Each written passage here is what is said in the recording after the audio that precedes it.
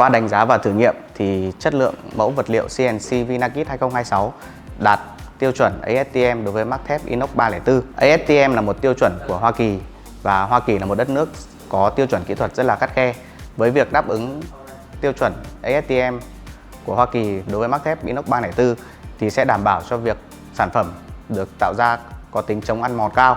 hạn chế tối đa việc han rỉ, đảm bảo tính thẩm mỹ cũng như là an toàn vệ sinh thực phẩm, đặc biệt đối với sản phẩm tủ bếp khi mà là nơi tiếp xúc rất nhiều với thực phẩm. Với việc mà sản phẩm có chất lượng tốt như vậy thì là một tiền đề để tạo ra một sản phẩm có chất lượng cao. Tôi đánh giá rất cao cái hoạt động nghiên cứu phát triển sản phẩm của Vinakit. Bên Vinakit tập trung kiểm soát chất lượng sản phẩm ngay từ khâu đầu vào, và với việc mà